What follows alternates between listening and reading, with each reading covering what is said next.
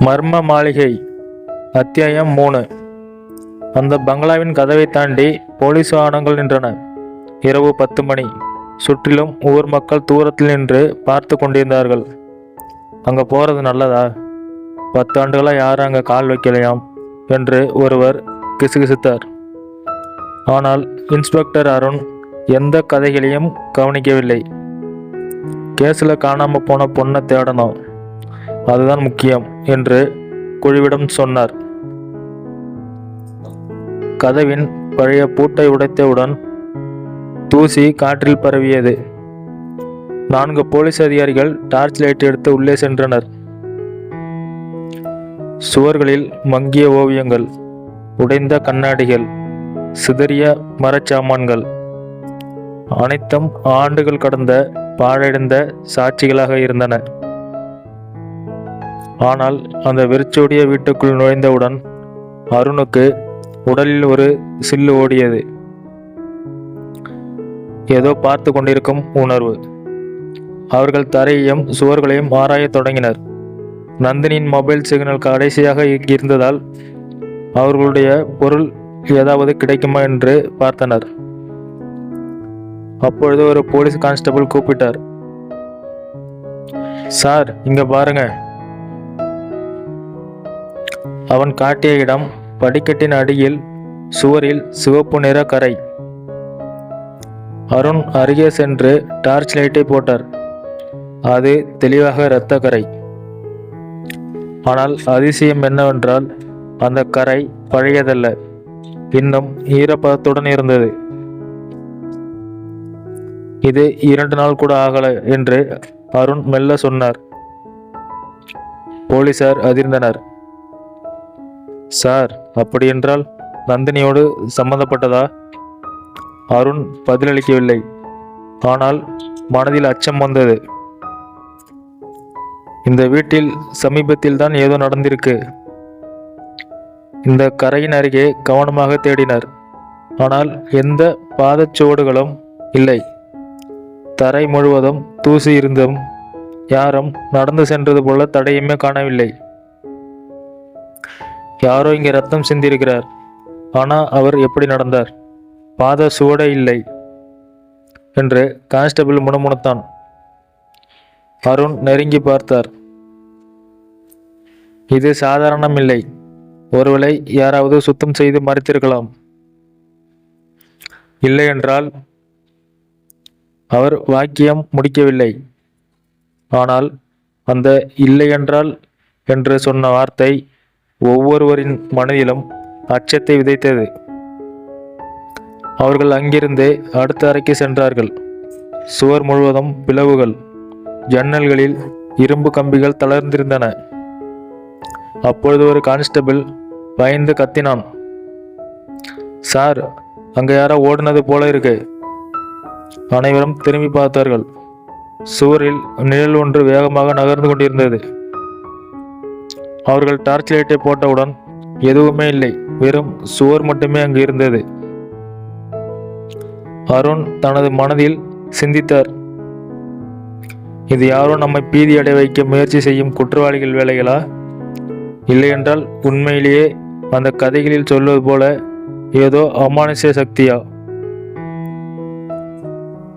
அவர் போலீஸை உறுதியுடன் நோக்கி சொன்னார். பயப்படாதீங்க, நம்ம ஒவ்வொரு அறையும் சோதிக்கணும். நந்தினி எங்கேனும் இருக்கலாம். ஒரு பழைய அலமாரியை திறந்த போது அதன் உள்ளே சிதைந்த காகிதங்களும் புகைப்படங்களும் இருந்தன. அவற்றில் ஒன்றில் அதே குடும்பத்தின் படம். ஆனால் அதில் பெண்மணியின் முகம் கிழிக்கப்பட்டு இருந்தது. யாரோ அவளை வெறுத்திருந்தார்களா என்று அருண் யோசித்தார். பின்னர் இன்னொரு பொருள், பழைய சிவப்பு துண்டு. அதில் இரத்த கரை தெளிவாக இருந்தது.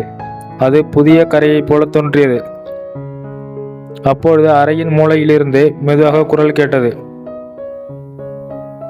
என்னை காப்பாற்றுங்கள். அனைவரும் நடுங்கி போனார்கள்.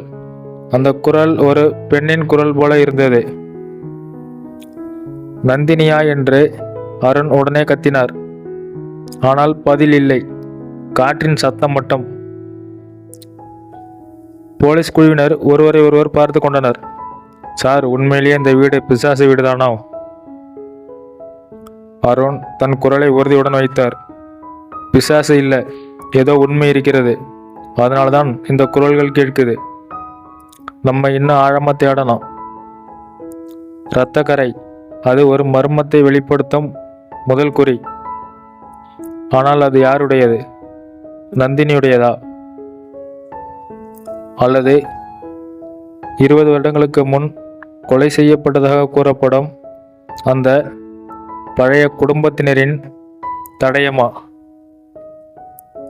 அருணுக்கும் அவரது குழுவிற்கும் இப்பொழுது புரிந்தது.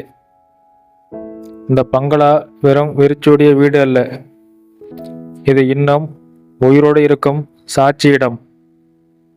அடுத்தபடியாக அவர்கள் செய்வது இரவு முழுவதும் அங்கேயே தங்கி உண்மையை கண்டுபிடிப்பது.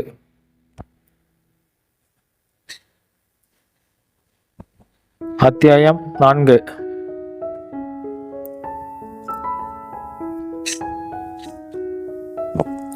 அந்த பழைய பங்களாவில் இரவு நேரம் அதிகரிக்க தொடங்கியது.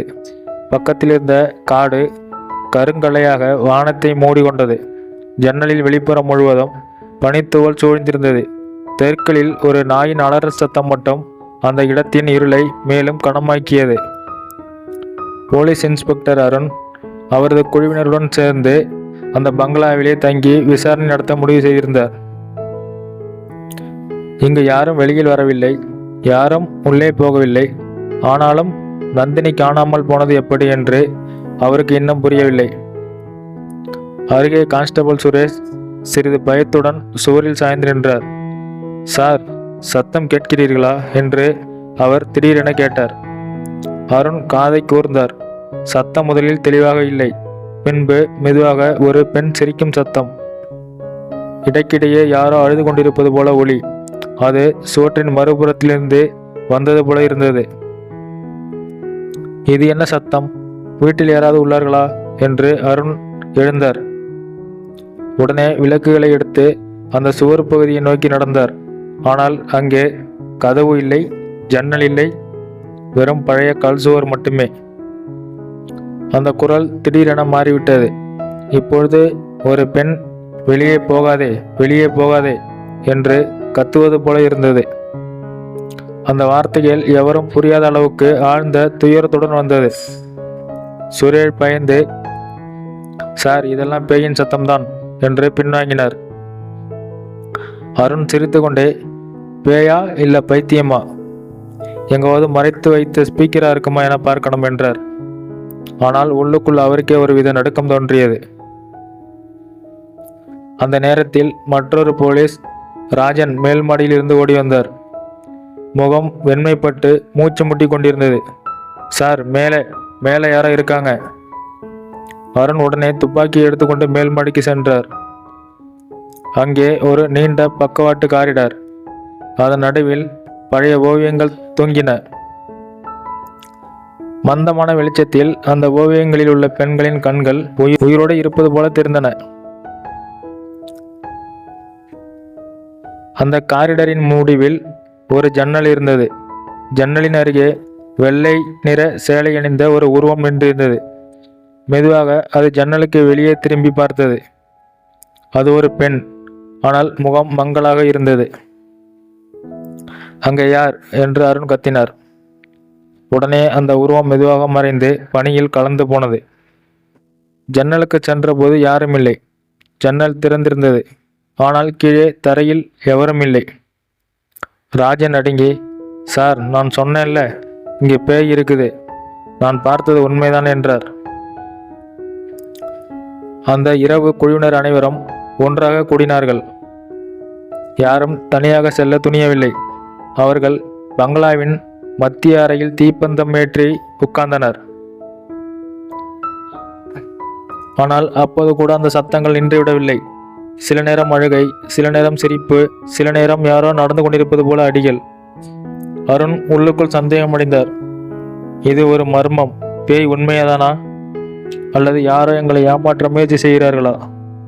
நந்தினி காணாமல் போனதற்கு இதுவும் சம்பந்தப்பட்டிருக்கலாம் என்று அவர் நினைத்தார். ஆனால் அடுத்த சில நிமிடங்கள் அவரை நடுங்க வைத்தன. திடீரென தீப்பந்தத்தின் ஒளி குறைந்து அறை முழுவதும் இருள் சூழ்ந்தது. அதே நேரத்தில் யாரோ ஒரு பெண் திடீரென அருகே வந்தது போல் ஒரு குளிர்ந்த காற்று ஒவ்வொருவரையும் தொட்டது. ஒரு குரல் தெளிவாக கேட்டது. என்னை தேடுகிறீர்களா? எனக்கு நீதி வேண்டும். அந்த குரல் நந்தினியின் குரல் போலவே இருந்தது. அருண் சத்தமாக, நந்தினி, நீங்க எங்க இருக்கிறீங்க என்று கேட்டார். ஆனால் பதில் எதுவும் வரவில்லை. குரல் மறைந்து போனது. அந்த இரவு யாருக்கும் தூக்கம் வரவில்லை. போலீஸ் குழு அனைவரும் நடுங்கிக் கொண்டு அதிகாலை வரை காத்திருந்தனர். அந்த நேரத்தில் அருணின் மனதில் ஒரே கேள்வி. இந்த பங்களாவில் உண்மையிலேயே பேய் இருக்கிறதா, இல்லை யாரோ தங்கள் குற்றத்தை மறைக்க உருவாக்கிய சூழ்ச்சியா?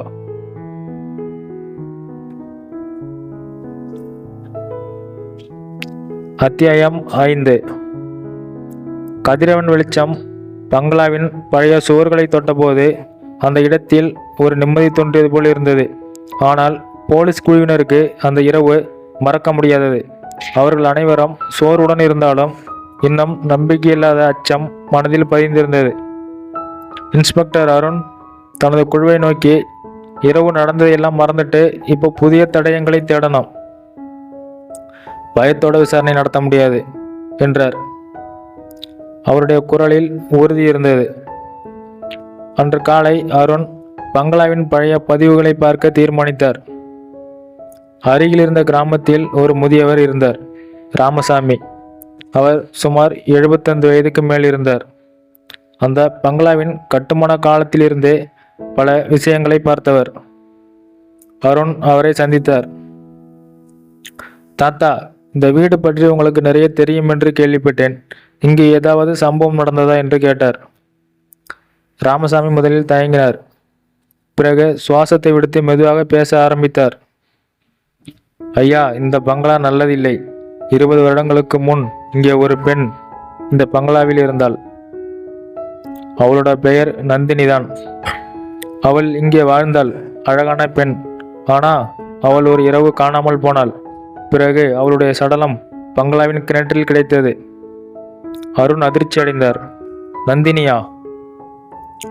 நாம தேடிக்கொண்டிருக்கும் பத்திரிகையாளரின் பெயரும் நந்தினிதான். ராமசாமி தலையை அசைத்தார். ஆமா, 20 வருடம் முன் அந்த நந்தினி இறந்த பிறகு இதுவரை இந்த வீடு யாராலும் குடியிருக்க முடியல. யாரெல்லாம் வந்தார்களோ எல்லாருக்கும் விபரீதம் நடந்தது. சத்தம், சிரிப்பு, அழுகை எல்லாம் கேட்குது. அந்த ஆவி இன்னும் சாந்தி அடையல. அருண் கவனமாக கேட்டுக்கொண்டிருந்தார். அந்த கொலையை யார் செய்தது? கண்டுபிடிக்கலையா? இல்லை ஐயா, அந்த காலத்தில் போலீஸும் வந்தாங்க. ஆனால் சாட்சியம் இல்லை, ஆதாரமும் இல்லை. ஆனால் கிராமப்புறத்துக்காரங்க இன்னும் நம்புறாங்க. அந்த நந்தினி ஆவிதான் இங்கே சுத்திக்கிட்டு இருக்குது என்று. அருணின் மனதில் குழப்பம் பெருகியது.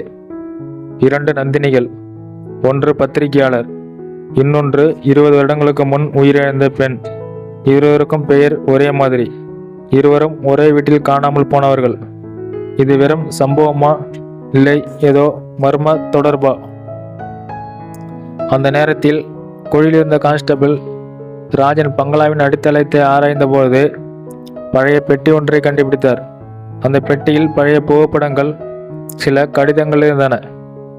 அருண் அவற்றை கவனமாக எடுத்து பார்த்தார். புகைப்படங்களில் பளிச்சென சிரிக்கும் ஒரு பெண், வெள்ளை சேலை, கூந்தலில் பூ. அது 20 வருடங்களுக்கு முன்பு வாழ்ந்த நந்தினியின் புகைப்படம். அவளுடைய முகம் தற்போதைய பத்திரிகையாளர் நந்தினியுடன் சிறு அளவு ஒத்திருந்தது. இது எப்படி சாத்தியம்னு அருண் தனக்குள் பேசிக்கொண்டார். அந்த கடிதங்களில் ஒன்றில் சில வார்த்தை எழுதப்பட்டிருந்தது. என்னை யாரோ பின்தொடர்கிறார்கள். என் உயிருக்கு ஆபத்து. நான் உண்மையை வெளிப்படுத்தப் போகிறேன். அது அவர்களுக்கு பிடிக்காது. என்னால் உயிரோடு இருக்க முடியவில்லை என்றால் உண்மை ஒரு நாள் வெளிவரும். நியாயம் ஒரு நாள் வெல்லும் அந்த கடிதம் 20 வருடம் பழையது. ஆனால் அதில் உள்ள வார்த்தைகள் இன்றைய நிலையை பிரதிபலிப்பது போல இருந்தது. பத்திரிகையாளர் நந்தினியும் இதேபோல் மர்ம விசாரணைக்காக இங்கு வந்திருந்தார். 20 வருடம் முன் வாழ்ந்த நந்தினியும் உண்மையை வெளிப்படுத்த நினைத்தார். இருவரும் காணாமல் போனார்கள். அருணின் மூளை வேகமாக வேலை செய்தது. 2 நந்தினிகள், ஒரே முகம், ஒரே விதம். இது வெறும் சாபமா, இல்லை யாரோ தொடர்ந்து பெண்களை வேட்டையாடுகிறார்களா? இந்த பங்களா அதற்கான மேடைதானா? அந்த இரவு மீண்டும் பங்களாவில் அவர்கள் தங்கினர். சற்றும் அமைதியில்லாத சூழல். நள்ளிரவில் அந்த சிரிப்பு சத்தம் மீண்டும் ஒலித்தது. ஆனால் இந்த முறை அது தெளிவாக கேட்டது. 2 குரல்கள் ஒன்றோடு ஒன்று கலந்து. ஒரு குரல் துயரத்தில் அழுதது. இன்னொன்று மெதுவாக கிசுகிசுத்தது. உண்மையை கண்டுபிடி, உண்மையை வெளிக்கொண்டு வா. அருண் நடுங்கினார். அவரது கைகளில் இருந்த புகைப்படத்தை நோக்கினார். புகைப்படத்தில் சிரித்து கொண்டிருந்த பெண் 20 வருடங்களுக்கு முன் வாழ்ந்த நந்தினி. உயிருடன் நின்று பேசுவது போல உணர்ந்தார். அவருக்கு இப்பொழுது புரிந்தது. இந்த வழக்கு வெறும் பேய் சம்பவம் மட்டுமல்ல, இது ஒரு தொடர் குற்றத்தின் கதை.